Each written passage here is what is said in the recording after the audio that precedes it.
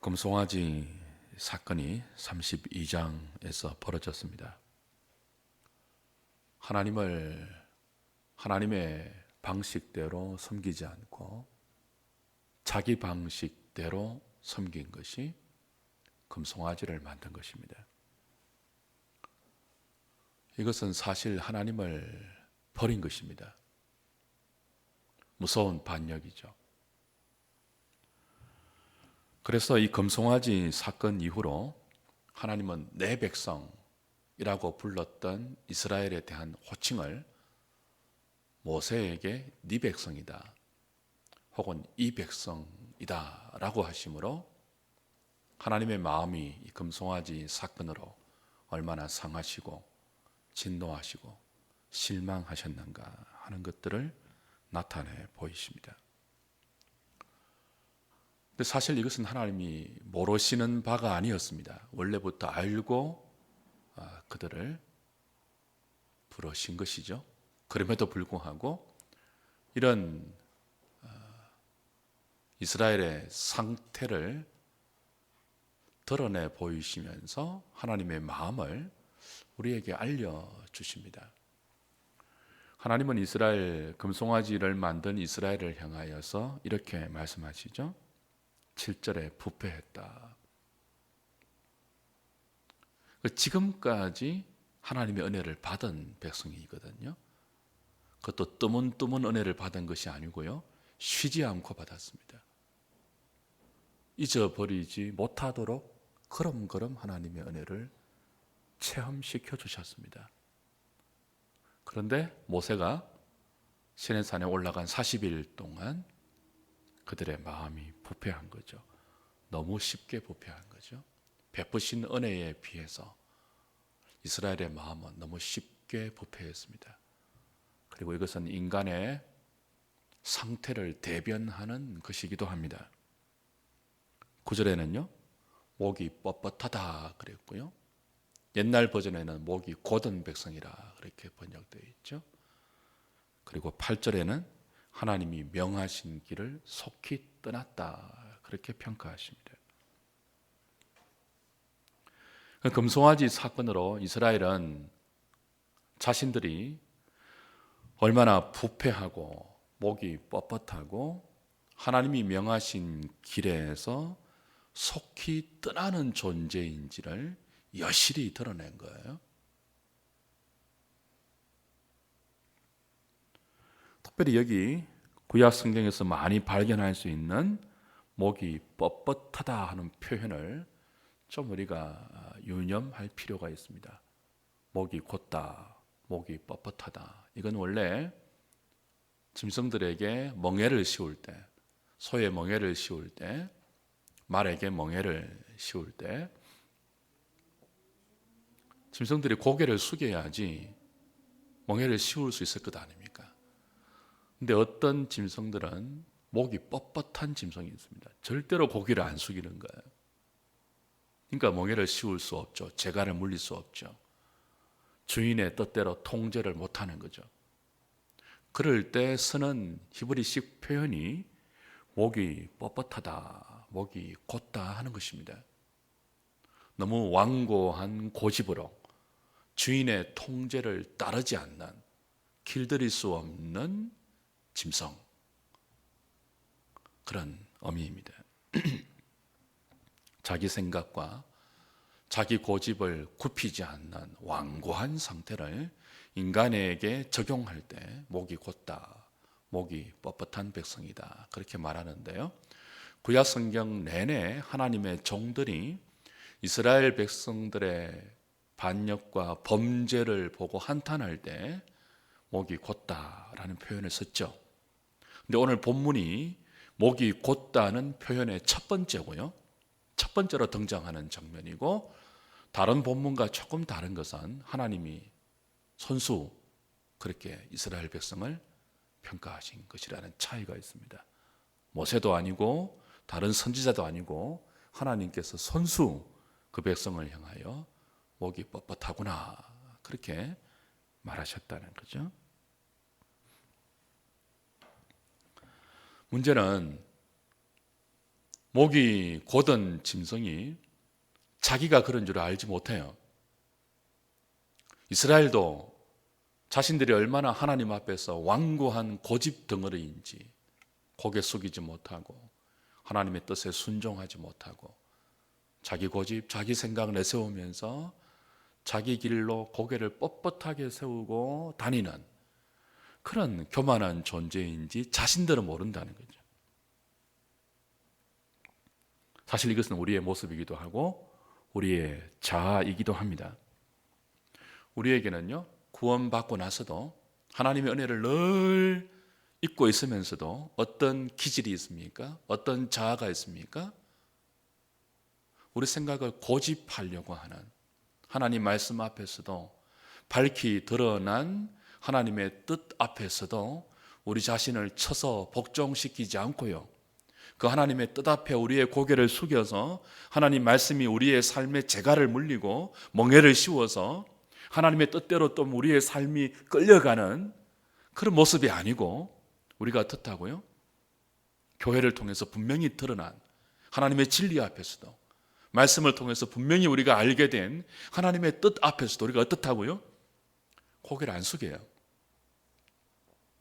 우리 생각을 고집해요.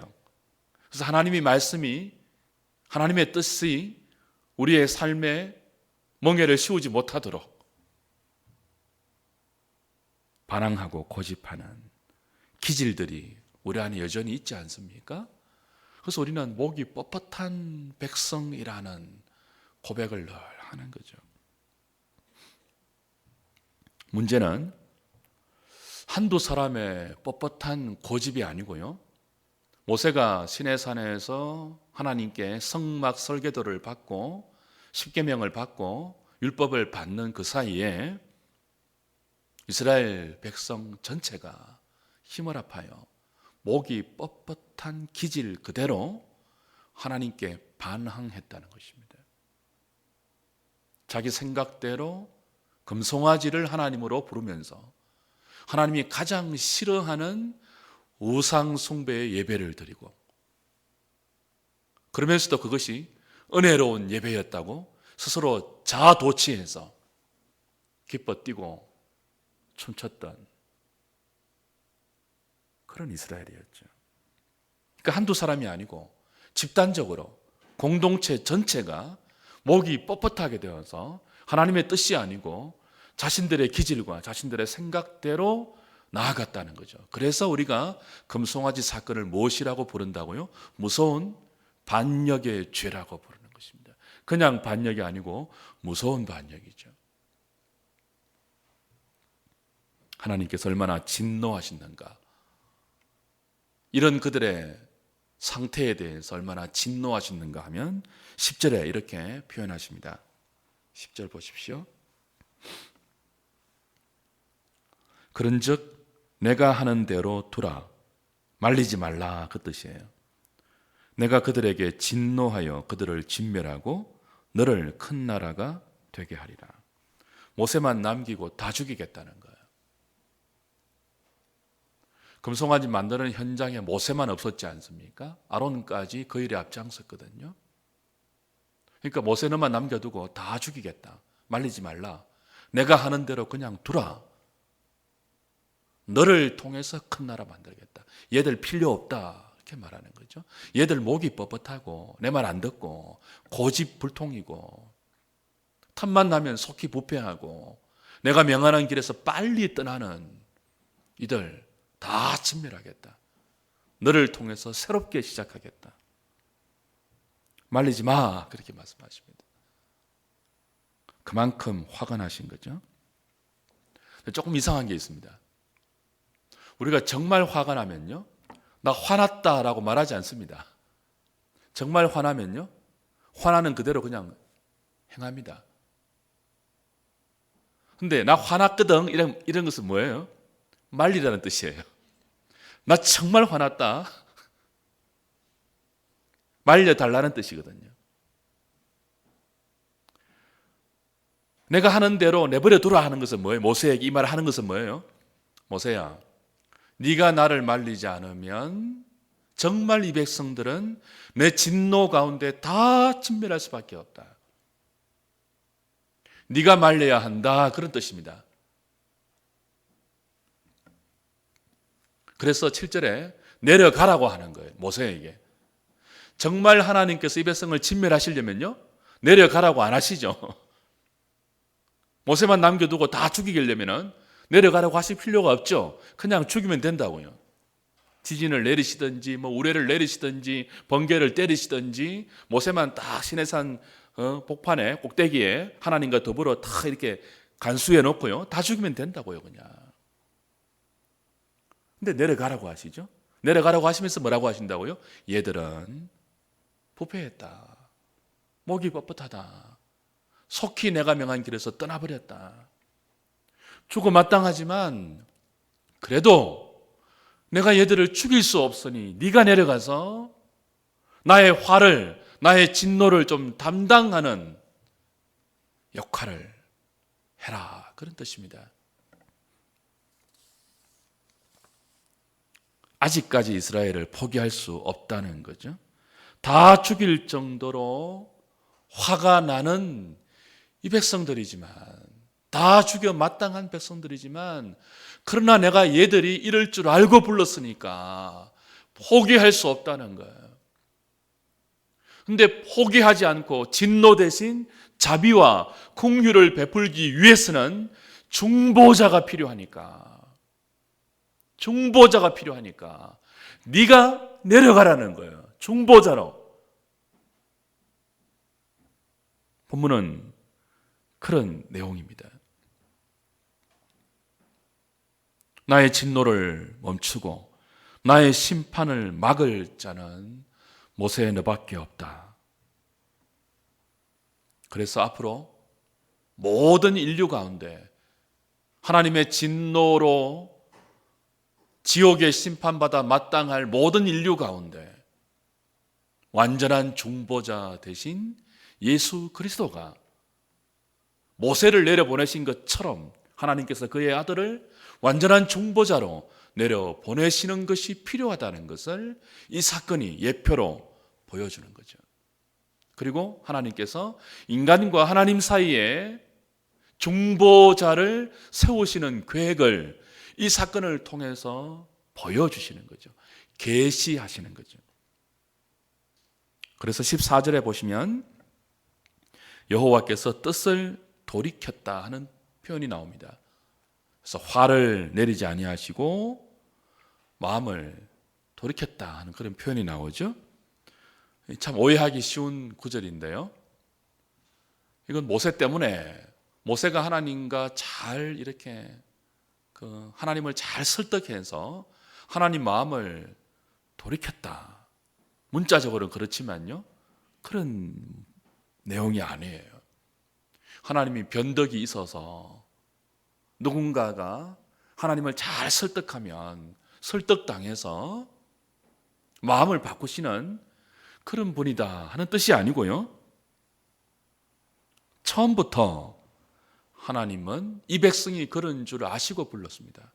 그래서 처음부터 중보자를 계획하고 계셨고, 중보자가 필요할 수밖에 없는 그들의 죄성이 금송아지 사건으로 여실히 드러났을 때 하나님이 계획하신 그 중보자를 모세로 지금 내려보내어서 그 중보자로 말미암아 하나님의 계획이 성취되었다는 것이 14절에 뜻을 돌이키신 거예요. 관점이 굉장히 다르죠. 그래서 우리가 본문을 모세가 하나님과 논쟁해서 이겨서 하나님을 설득하고 하나님의 계획을 바꾸었다, 그렇게 보시면 안 되고요, 처음부터 부패한 이스라엘을 향한 하나님의 자비로운 구원 계획이 중보자를 통해서 성취된 것을 우리에게 가르치는 거예요. 그래서 이스라엘은 누가 필요하다고요? 중보자가 필요한 거예요. 이스라엘이 대변했던 하나님의 택한 백성들은 누가 필요하다고요? 중보자가 필요한 존재라는 거예요. 그래서 내려가라고 하시는 거죠. 내려가라. 나중에 하나님이 모세만 내려보내십니까? 독생자를 내려보내시죠. 중보자로. 나중에 모세는 민수기 20장 가면은 오늘 출애굽기 32장에서는 중보자의 사명을, 중보자의 역할을 정말 너무 훌륭하게 감당합니다. 그런데 모세도 인간 중보자입니다. 예수 그리스도를 예표하는 인간 중보자예요. 그래서 그는 마지막에 중보자로서 실패합니다. 무리바 사건에서. 그래서 아무리 충성스러운 인간이라 할지라도 하나님과 죄인들 사이에 중보자의 사명을 감당하는 일에 있어서는 인간은 불완전하다. 모세보다 뛰어나고 탁월하신 완벽한 중보자가 역사 가운데 내려와야 한다는 것들을 보여주고 있는 거죠.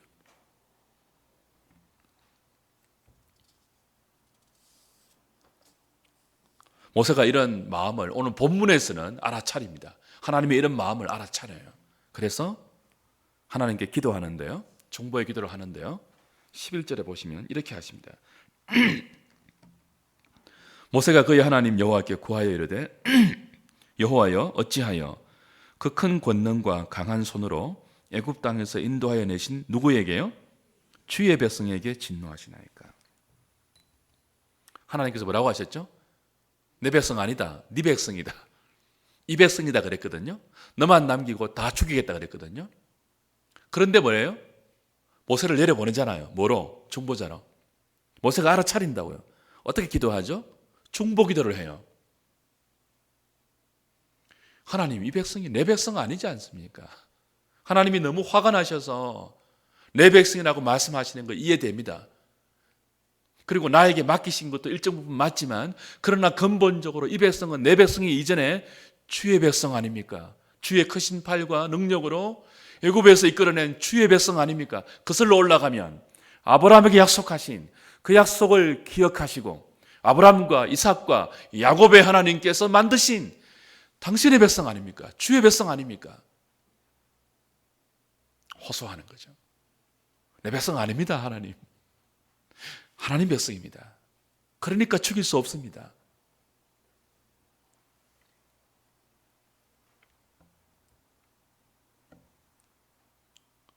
(12절도) 똑같은 것이 강조됩니다. 12절에 어찌하여 애굽 사람들이 이르기를 여호와가 그 다음 누구를요? 자기의 백성은 산에서 죽이고 지면에서 진멸하려는 악한 의도로 인도해내었다고 말하게 하시려 하나이까. 주의 맹렬한 노를 거치시고 뜻을 돌이키사 주의 백성에게 이 화를 내리지 마옵소서. 역시 자기 백성, 주의 백성을 강조하고 있죠. 중보자의 기도입니다. 우리가 이렇게 기도하면 들어줄 수밖에 없다는 뜻이 아닙니다. 하나님은 우리가 기도로 조종할 수 있는 분이 아닙니다. 하나님의 뜻은 우리가 기도하기에 따라서 달라질 수 있는 그런 뜻이 아니에요. 처음부터 중보자를 통한 구원이에요. 그게 이제 드러나는 거죠. 역사 속에서 중보자를 통해서 성취되고 있는 거예요. 그 역할을 모세에게 시킨 거예요. 내려가라, 이 기도해라, 중보자의 자리에 서라. 그래야만 내 진노가 자비로 바뀔 수 있다는 것입니다.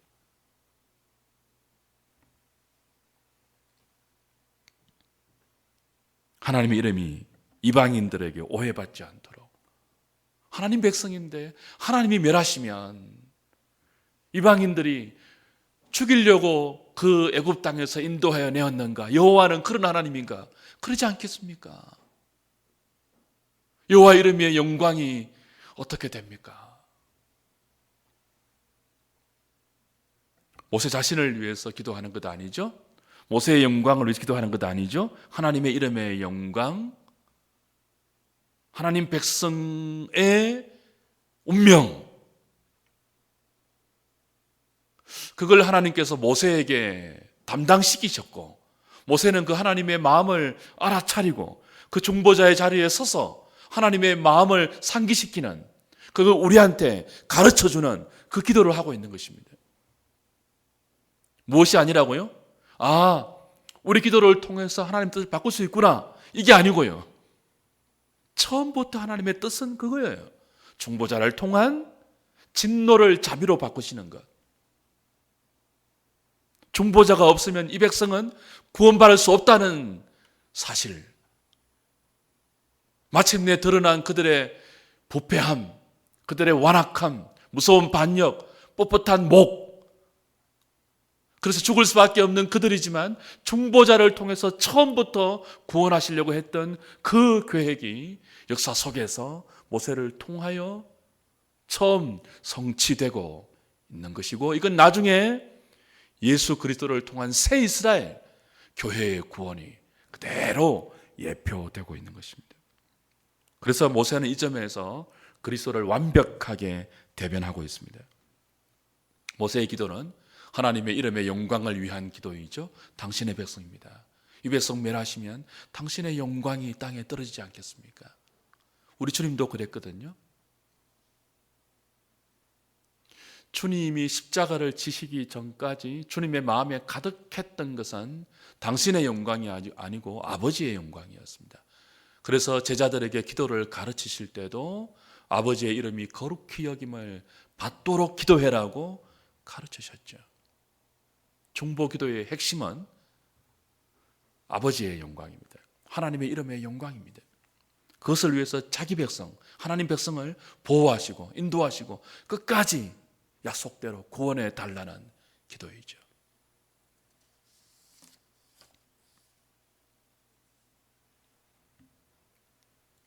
13절에도 하나님의 약속에 근거해서 주의 종 아브라함과 이삭과 이스라엘을 기억하소서. 주께서 주를 가리켜 그들에게 맹세하여 이르시기를 내가 너희 자손을 하늘의 별처럼 많게 하고 나의 허락한 이 온 땅을 너희의 자손에게 주어 영원한 기업이 되게 하리라 하셨나이다. 아브라함이 아브라함 된 것, 야곱이 야곱 된 것, 이삭이 이삭 된 것, 하나님의 긍휼이었거든요. 하나님의 약속이었거든요. 하나님의 자비 때문이었거든요. 아브라함도 이삭도 야곱도 얼마나 돌았으면 부패했습니까? 그럼 하나님의 은혜를 받고 살면서도 돌았으면 거짓말하고 속이고 부패하고 목이 뻣뻣했지 않습니까? 믿음의 조상이라고 다르지 않았습니다. 우리가 이미 창세기를 다 확인했죠. 와이프를 누이라 속이고 자기만 살려고, 믿음의 조상의 본질이었거든요. 야곱은 이름이 이스라엘로 바뀌면서도 얼마나 간사하게 목이 뻣뻣한 자기 고집을 내세워서 하나님을 대항했습니까? 그런 야곱을 이스라엘로 믿음의 조상으로 만드신 분이 하나님인 것처럼 지금 이들도 그렇게 하나님의 약속과 하나님의 자비와 하나님의 긍휼에 근거해서 하나님 백성 만들어 가시옵소서 13절에 기도하고 있는 거죠. 하나님의 자비에 진노로 죽어 마땅한 자기 백성을 호소하고 있는 것입니다. 맡겨드리고 있는 것입니다. 마침내 14절은 이런 모세의 중보 사역을 통해서 원래 하나님의 계획이 완벽하게 성취된 것을 보여줍니다. 하나님은 그의 진노를 자비로 바꾸셨고 그들에게 긍휼을 베푸셨습니다. 자비를 베푸셨습니다. 당신의 뜻을 돌이켰다 그렇게 표현하고 있습니다. 중보자를 통해서 그렇게 하신 것입니다. 중보자를 통한 당신의 이스라엘 구원 계획이 성취된 것입니다. 이 사건을 통해서 모세는 부패한 자기 백성과 본인이 동일시 되어야 한다는 것을 분명히 깨달았을 것입니다. 그러나 아까 말씀드린 것처럼 모세 역시 불완전한 중보자에 불과했죠. 광야생활 40년 마지막 즈음에 중보자로서 넘지 말아야 할 선을 넘고 말았습니다. 반석을 2번 치면서 그 백성을 향하여 하나님의 진노를 자기가 다 드러내었습니다. 중보자는 하나님의 진노를 자기가 담당해야 되는 자리거든요. 자기가 진노하는 자리가 아니고 하나님의 진노를 자신이 다 담당하고 하나님의 긍휼을 흘려보내는 통로가 중보자이거든요. 근데 마지막에 모세는 그 하나님의 진노를 반석을 2번 치면서 자신이 드러내었죠. 그래서 그리스도의 십자가의 완전한 속죄 사역을 약화시키고 무력화시키는 신학적인 그런 실패도 그가 무리바 사건에서 보인 거죠. 결국 우리에게 필요한 것은, 이스라엘에게 필요한 것은, 이스라엘이 중보자가 한 번만 필요한 것이 아니거든요. 한 번만. 계속 필요하지 않습니까? 영원토록 필요하지 않습니까? 영원한 중보자가 필요한데요. 모세는 영원한 중보자가 될 수 없는 거죠. 연약한 인간이니까요. 결국 하나님은 이 모세의 중보자 사역을 통해서 우리의 영원한 중보자 되시는 예수 그리스도가 우리에게 얼마나 필요한가 하는 사실을 가르쳐 주고 있습니다. 왜냐하면 우리도, 저와 여러분들도 광야 이스라엘 백성들처럼 부패하고 목이 곧고 속히 하나님의 길에서 떠나는 인생들이기 때문에 그렇습니다. 제가 여러분들을 중보할 수 있겠습니까? 장로님들이 할 수 있겠습니까? 우린 똑같이 목이 곧은 백성인데요. 우리의 중보자 되시기 위해서 보좌에서 내려오사 근본 하나님과 동등된 그 영광을 다 버리시고 십자가에 죽기까지 복종하셔서 하나님의 진노를 담당하시고 하나님의 생명을 우리에게 전가시키신 그리스도의 중보, 그리스도의 은혜, 그거 아니면 우리 오늘도 진노 가운데 죽어 마땅한 존재들입니다. 중보자 없이는 심판을 면할 길이 없는 것이 인생들입니다. 여러분이 그런 존재인 줄 아십니까? 인정하십니까? 인정하는 분들은 중보자를 오늘도 구할 거예요. 내가 중보자 없이는 오늘도 진노로 멸망당할 수밖에 없는 존재이구나. 내가 목이 뻣뻣하구나. 내가 속히 마음이 부패하는 존재이구나. 틈만 나면 하나님의 길에서 떠나서 자기 욕망, 내 생각, 내 고집대로 걸어가는 존재이구나. 그런 나의 생각, 나의 선택, 나의 삶 위에 쏟아질 것은 하나님의 은혜가 아니고 하나님의 심판밖에 없다는 사실을 절감하는 사람은 매 순간 중보자의 은혜를 구할 것입니다.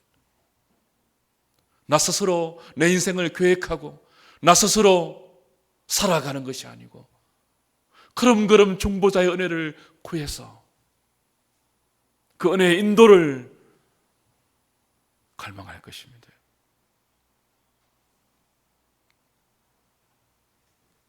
사랑하는 여러분, 그 은혜는 정말 하늘을 두루마리 삼고 바다를 먹물 삼아도 다 기록할 수 없는 은혜이죠. 오늘 14절에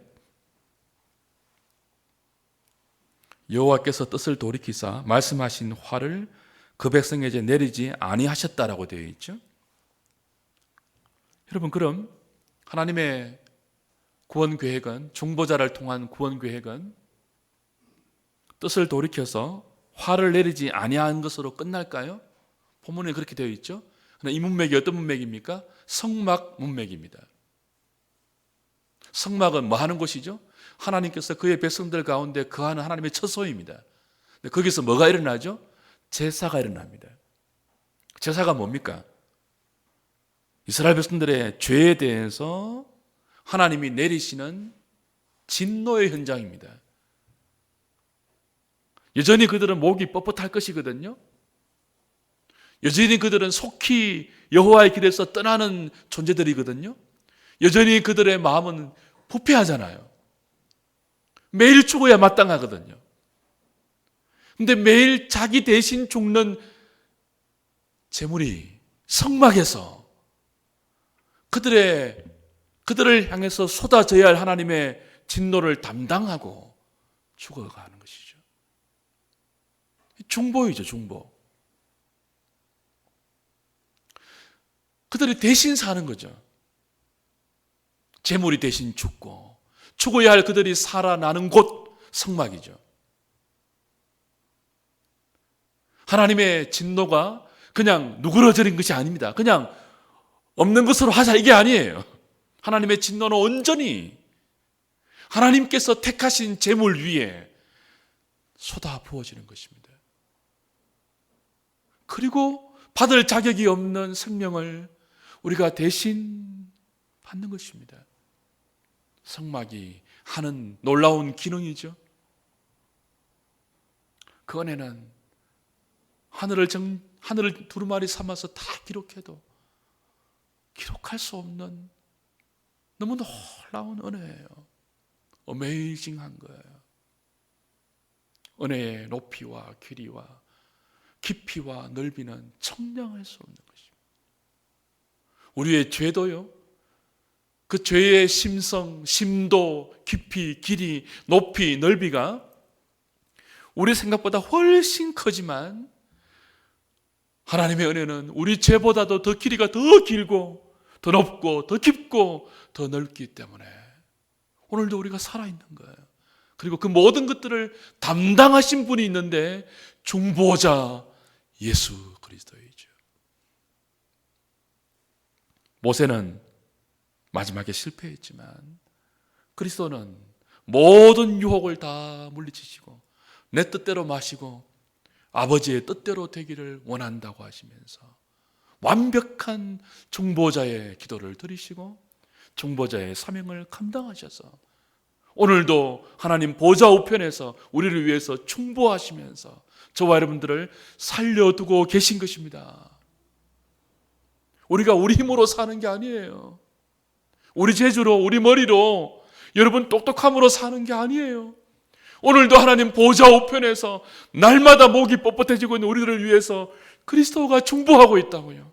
하나님, 내가 죽었습니다. 저들 대신 내가 죽었습니다.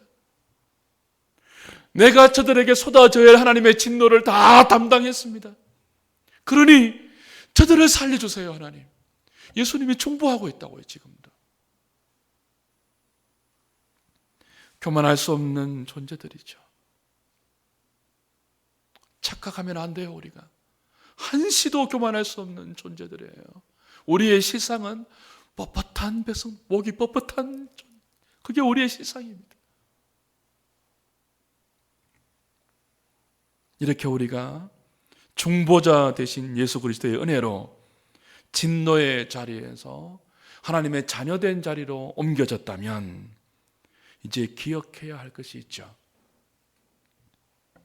우리가 감히 하나님과 사람 사이의 중보자는 될 수 없습니다. 유일한 중보자는 예수 그리스도밖에 없습니다. 그런데 그 그리스도의 중보 사역으로 우리가 하나님 백성이 되었다면 이제 우리가 그런 심정으로 중보자가 될 수는 없어도 중보자의 심정으로 다른 사람을 위해서 도고 기도할 수 있어야 한다는 것입니다. 사람이 다른 사람을 위해서 하나님께 기도하는 기도를 뭐라고 한다고요? 도고라고 해요. 도고. 뭐라고 한다고요?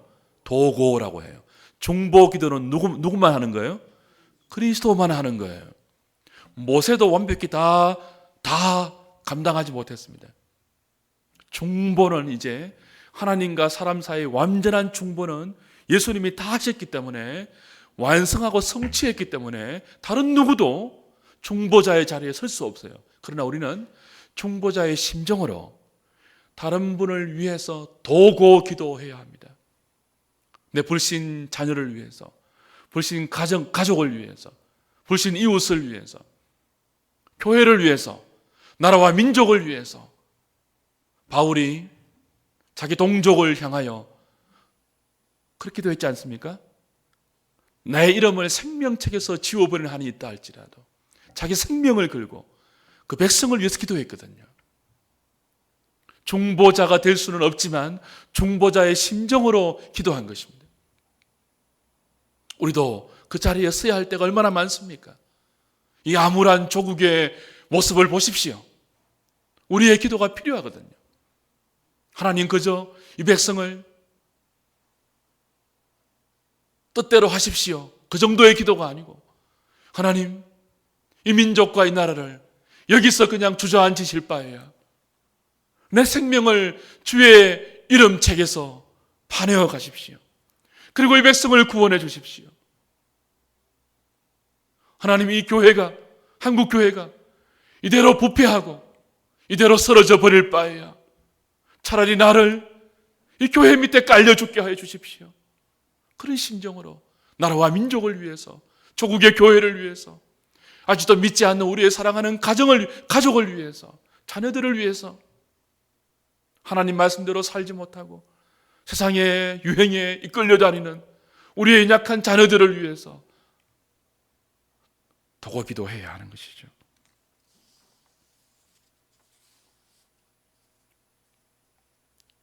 오늘 저녁이 그런 기도의 시간이 되기를 원합니다.